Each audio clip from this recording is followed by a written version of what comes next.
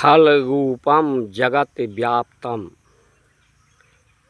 पूरे जगत में खल के रूप में परमात्मा व्याप्त है।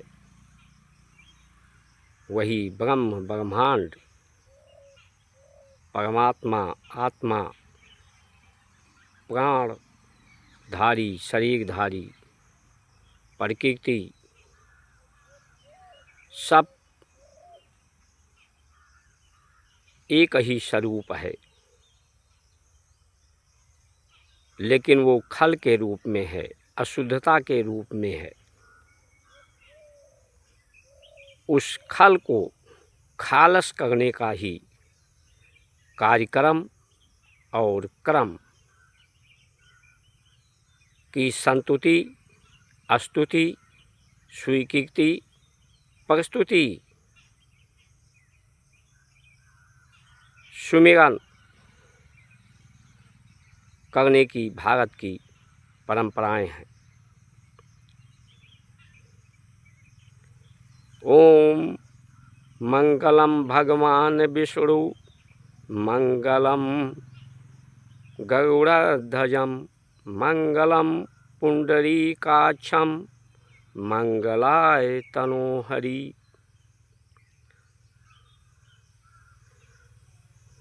निर्विघ्न कुरु देवमय सर्व कार्येषु सर्वदा। जो विघ्न है बाधा है उसे दूर करने के लिए ये आमंत्रण है, निमंत्रण है पूरे जगत को कि सब लोग संगठित हों। सभी का एक ही स्वरूप है, एक ही कार्य करने का अधिकार है। कर्म का खल को खालस करने का, जो गंदगी है उसे सुगंध में परिवर्तित करने के, गंदगी को अपनी शक्ति बनाने के लिए जितना भी संसार की गंदगी है उसे अपनी शक्ति ऊर्जा बनाया जाए, जिससे पृथ्वी की उर्वरा शक्ति बढ़े, मनुष्य की सहन शक्ति, मेहनत करने की शक्ति, प्राण शक्ति, मन शक्ति, आत्म शक्ति, बुद्धि शक्ति, सभी तरह की शक्ति संपन्न हो। जो परमात्मा का स्वरूप है, शांति स्वरूप, शक्ति स्वरूप, एक स्वरूप,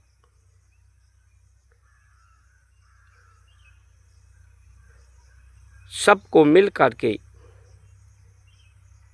विश्वास दिलाना है कि तुम ही विष्णु हो, तुम ही महेश हो, तुम ही ब्रह्मा हो, तुम ही गणेश हो।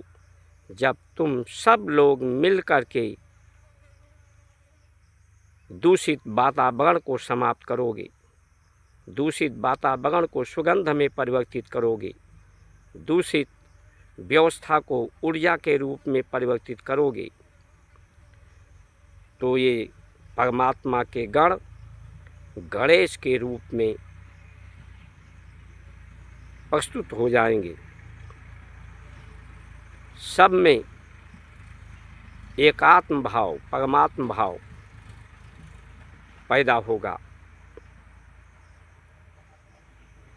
सर्वाधिकार ब्रह्म को है, ब्रह्मांड को है। एकाधिकार जिसने भी करने की कोशिश की उसका नामो निशान समाप्त हो गया। इतिहास इस बात का गवाह है, क्योंकि ये झूठा अधिकार है। सच्चाई यही है कि हम लोग अपने जीवन में उपयोग करने के लिए, सदुपयोग करने के लिए, व्यवस्था को सुंदर बनाने के लिए, सुदृढ़ बनाने के लिए कि सब स्वस्थ हों, सबका मंगल हो, सबका कल्याण हो, सब में शांति भाव हो, शक्ति भाव हो, स्थिर भाव हो, सत्य भाव हो, सद्भाव हो, सद्भावनाएं हों, यही सत्य है, यही सत्य कर्म है। लेकिन आज जो निजी अधिकार, एकाधिकार की जो कोशिश बढ़ रही है, व्यवस्था के द्वारा किसी व्यक्ति में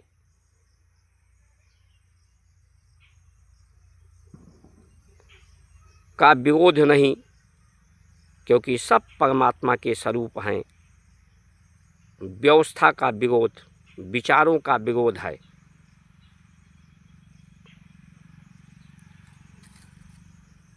तो सुमिरन दुख में भी होता है, सुख में भी सुमिरन ही होता है।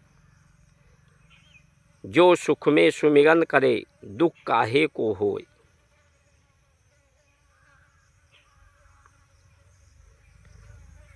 जो सुख में हमेशा सदैव उसका स्मरण स्तुति करता है, तो दुख होता ही नहीं। और जब दुख होता है तब भी सुमिरन ही होता है। उस ब्रह्म को याद करते हैं, माता पिता गुरु को लोग याद करते हैं, देव को याद करते हैं। और जब जब दुख बढ़ा है इस धरती पर, द्वापर त्रेता में, तो लोग संगठित हुए हैं। लेकिन बहुत लोग संगठित हुए हैं या कुछ लोग संगठित हुए हैं। इस युग में पूरा विश्व संगठित होगा, क्योंकि दुख दैहिक, दैविक, भौतिक, ये तीनों दुख बढ़ रहे हैं। आज 98% लोग का स्वास्थ्य परीक्षण कराया जाए तो अस्वस्थ ही हैं। यानी दैहिक दुख, भौतिक दुख, यानी आर्थिक दुख है। अपने जीवन के अर्थ को समझने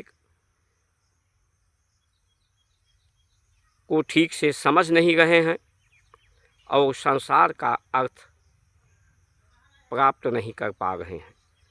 सब कर्जे में चल रहे हैं। पितृ ऋण, देव ऋण, ऋषि ऋण का कर्ज और आर्थिक कर्ज भी। भौतिक दुख, दैहिक दुख और दैविक दुख, प्राकृतिक का भी दुख बढ़ता जा रहा है। और ये जब दुख बढ़ता है तो लोग जात पात, धर्म, देश की सीमाओं से बाहर होकर के, संगठित होकर के, ये एकाधिकार, निजी अधिकार, निजी संपत्ति, निजी हाथों में व्यवस्थाएं